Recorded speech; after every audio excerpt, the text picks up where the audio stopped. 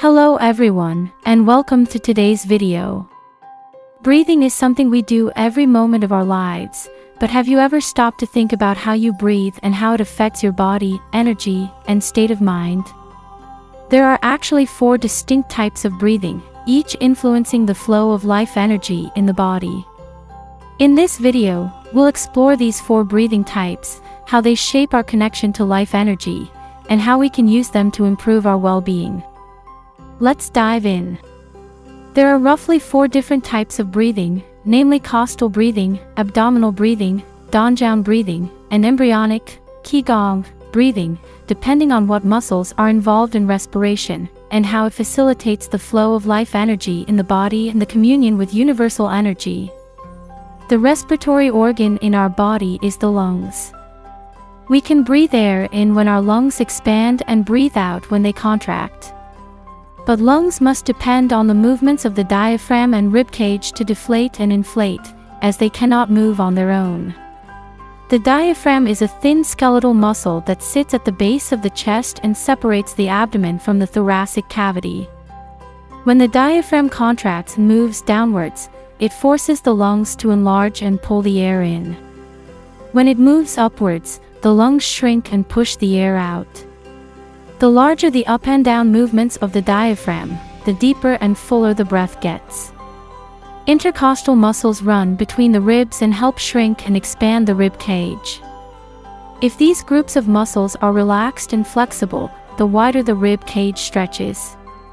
If they are tense, it limits the range of how much the rib cage can flex. The intercostal muscles and the diaphragm are directly and immediately affected by the state of mind. The more peaceful and calm the mind is, the more relaxed they become, enabling deeper and fuller breath. When the mind is tense, they become rigid, and the breath gets shallow. Costal breathing or thoracic breathing is the drawing of breath into the lungs by mostly using the intercostal muscles rather than moving the lungs via the diaphragm. Also called shallow breathing, it involves very little or no movement of the abdomen and is often symptomatic of stress. In fact, the more we struggle under stress, the more likely we breathe only through the chest. Most people who breathe shallowly do it throughout the day, and they experience their diaphragm contract to draw in the air and their abdomen bulge out, which happens when we are truly relaxed, only very rarely. When the diaphragm is more active and moves more freely, the abdomen bulges and hollows with inhalation and exhalation. This is called abdominal breathing, and most children naturally breathe this way. Next is Danjian breathing. Danjian is the energy center located deep in the lower abdomen. It does not have the physicality to it, but it is through Danjian that the energy of the whole body is flowing and regulated, and when the universal energy enters the body through the crown of the head, it also goes to Danjian, from which it is distributed and circulated throughout the body. Everybody is born with Danjian, but as people grow older, most of them lose the felt sense of Danjian as if it has completely disappeared.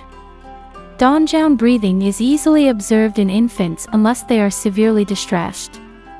When the felt sense of Danjian is well developed and defined, like in infants, the energy channels connected to the universal energy open up and it becomes possible to receive it more fully. With costal or abdominal breathing, these channels are mostly closed, and only the minimum amount of universal energy can enter the body. Lastly, let's talk about Qigong breathing. Qigong involves working on the energy channels that connect the life energy of the body with the universal energy. Embryos in mothers' wombs have their whole body wide open to the life energy of nature and the universe, breathing in full communion with it. This is why Qigong breathing is also called embryonic breathing. While Danjian breathing allows some doses of universal energy in, embryonic breathing draws in an incomparably large amount of it. Embryonic breathing turns the skin of the whole body as it becomes the loosely woven fabric of linen, no longer obstructing the free flow of universal energy in and out of the body. Embryonic breathing becomes possible when the mind is in the ultimate state of peace, not an ounce of tension remaining in the system. Even the slightest degree of disturbance or discomfort shuts down the energy channels connecting our body to nature and the universe. Embryos experience little to no stress, so these channels are wide open throughout their whole body. But once they are expelled out of their mother's wombs and entered the world, everything abruptly changes, which causes infants acute distress. Within 1 hour of their birth, their body is closed off to the universal energy except in the crown of the head, where the only channel connected to it remains. Now, the infants switch to Danjiang breathing, and the universal energy enters only through this channel on top of the head, which is called Sumgyumung, and goes to Danjiang located in the lower abdomen. As babies grow up, they experience much hardship in life, and their minds are no longer at peace. The energy channel on the crown that facilitates the communion with universal energy closes off first, and then they lose the felt sense of their Danjiang altogether. They do not breathe through Danjiang any longer, which used to come so naturally. Then, they go through the stormy period of adolescence. Under stress, the mind is often rigidly tense. Now, the diaphragm slowly seizes up, no longer moving freely up and down. They cease to respire abdominally, and the breathing is now limited to the thoracic region of the body. Unresolved stress accumulates in the body as time goes by, which makes intercostal muscles between the ribs stiffer and stiffer.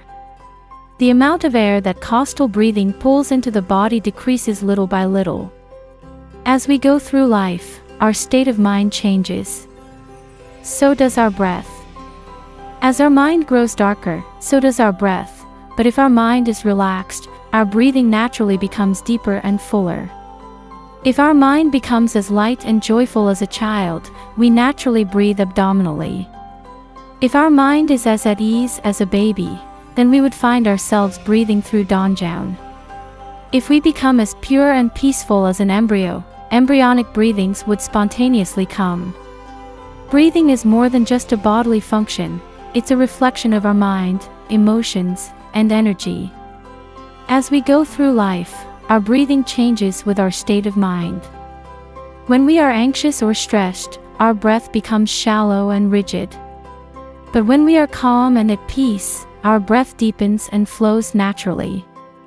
By understanding these 4 types of breathing, we can reconnect with our natural rhythm, restore balance, and bring more vitality into our lives.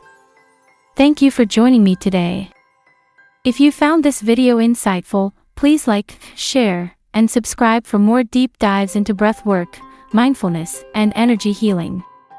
Until next time, I wish you peace, balance, and deep, effortless breaths. Take care, and I'll see you in the next video.